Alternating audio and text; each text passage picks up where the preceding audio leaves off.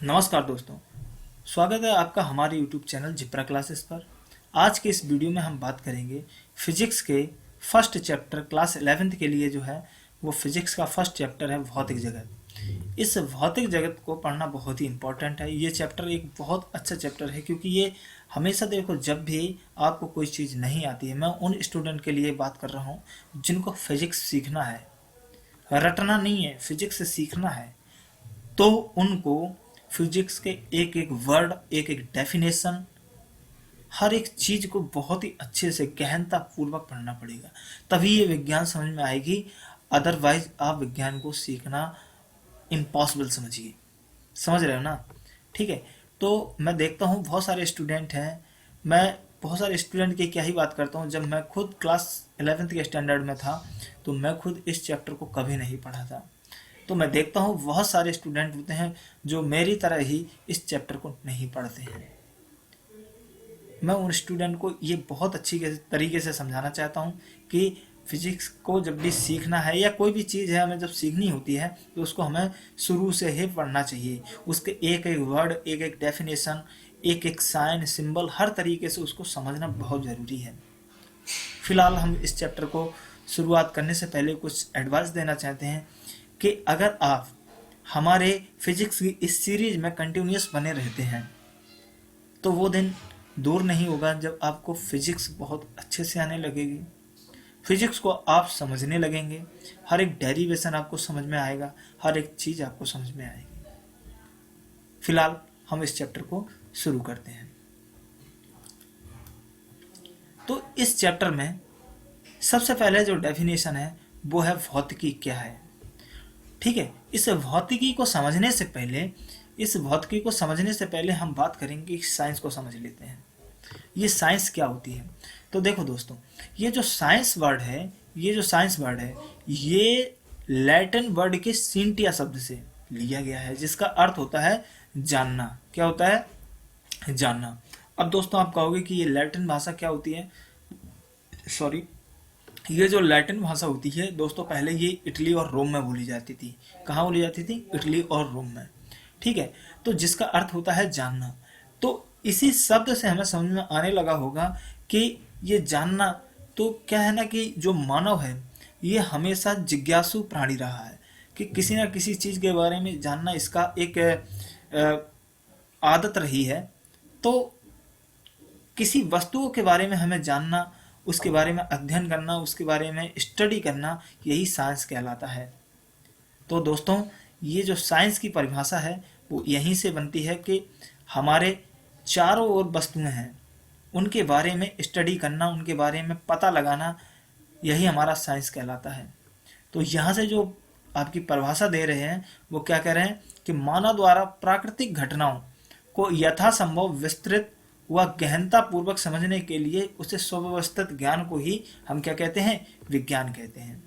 ठीक है दोस्तों, अब देखो, हमने साइंस को समझा है कि क्या है, हमारे प्रकृति में हमारे चारों ओर जो भी वस्तुएं हैं उनके बारे में स्टडी करना, उनके बारे में हमें पता लगाना, और जो हम प्रयोग करते हैं उनको प्रॉपर तरीके से, सुव्यवस्थित तरीके से उनके नियम बनाना, और इसी नियम को ही हम क्या कहने लगते हैं?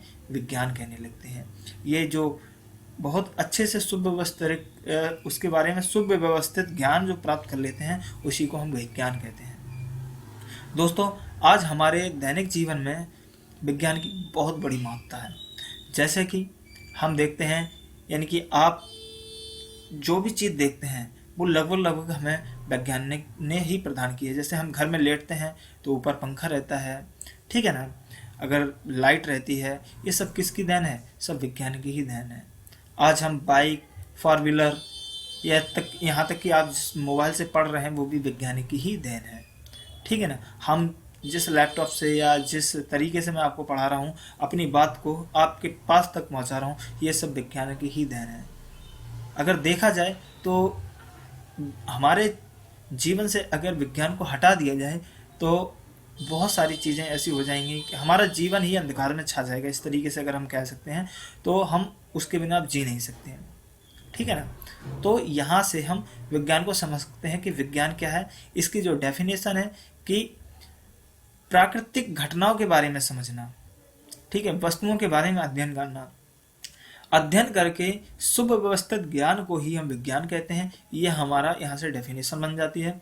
दूसरी, अब बात हम समझ लेते हैं कि फिजिक्स, ये हमने पढ़ा है ना कि भौतिकी क्या है, तो इस भौतिकी को हम समझ लेते हैं क्या है। तो भौतिकी देखो क्या है, भौतिक चीज है, यहाँ एक अच्छा वर्ड आता है भौतिक। भौतिक चीज यानी कि फिजिकल, जिन्हें हम टच कर सकते हैं, स्पर्श कर सकते हैं, महसूस कर सकते हैं, ठीक है ना। ये सब चीजें क्या होती हैं, भौतिकी चीजें होती हैं, और इनके बारे में ही हम अध्ययन करते हैं। प्रकृति में जो भी चीजें हैं उनके बारे में अध्ययन करना ही हमारा क्या कहलाता है, भौतिक विज्ञान कहलाता है। जैसे यहाँ से एक जो डेफिनेशन दी गई है कि भौतिकी वह विज्ञान है जिसके अंतर्गत प्राकृतिक अथवा प्राकृतिक घटनाओं का अध्ययन क्या कहलाता है, भौतिक विज्ञान कहलाता है। दैनिक जीवन में हम जैसे देखते हैं कि सूर्य गति कर रहा है, किसके ओर गति कर रहा है, गैलेक्सी में गति कर रहा है, ठीक है।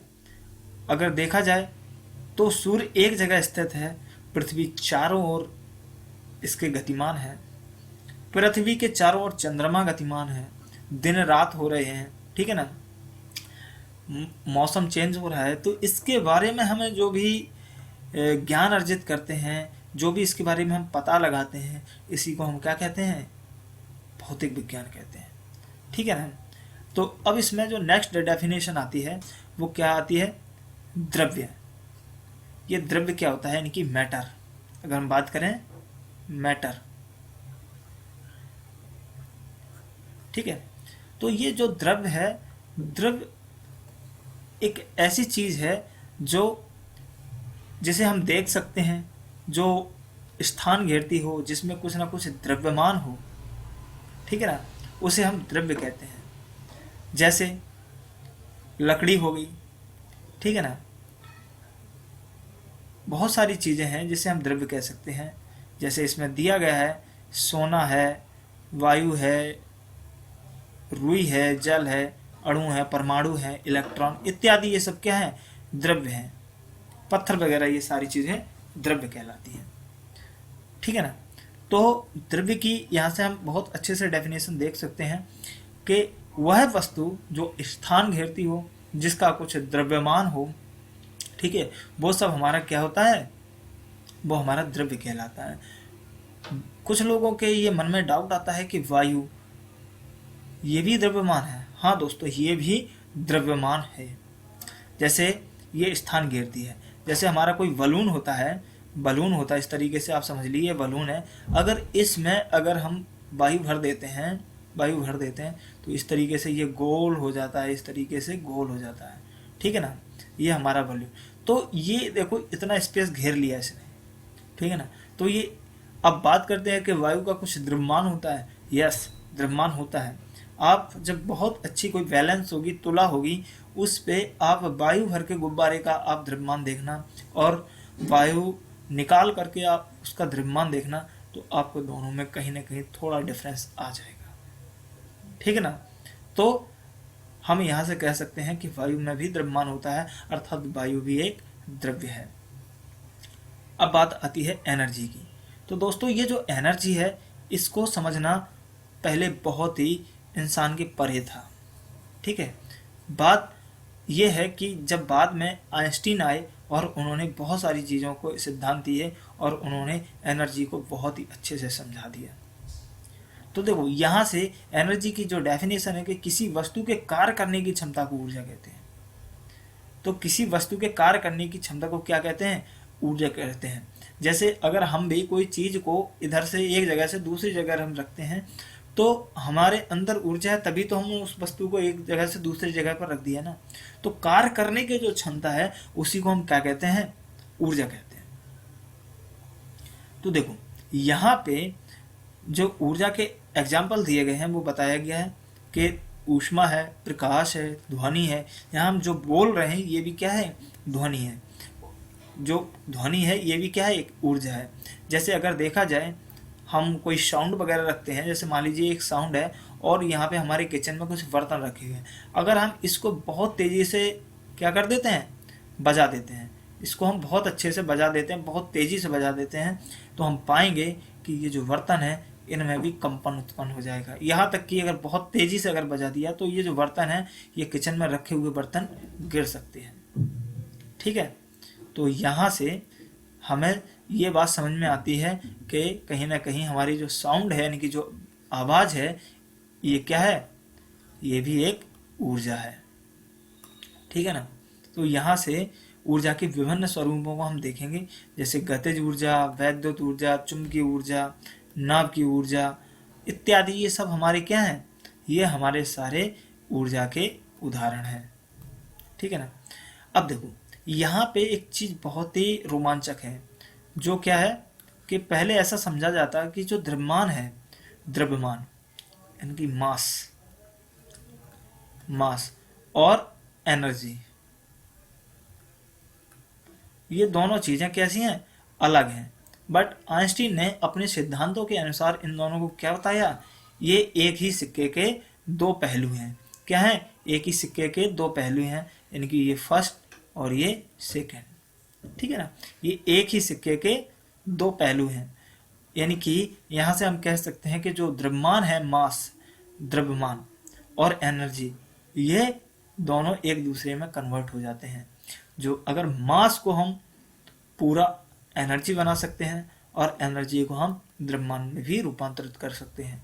ये एक ही चीज़ के दो रूप हैं।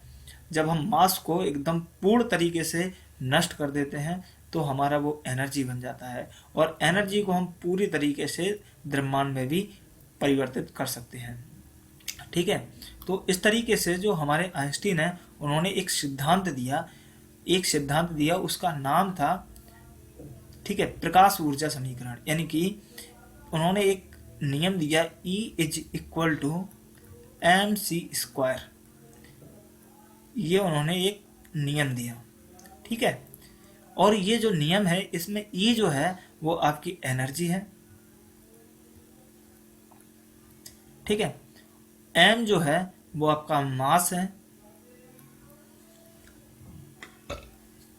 और ये जो C है, ये प्रकाश की चाल है। ये प्रकाश की चाल,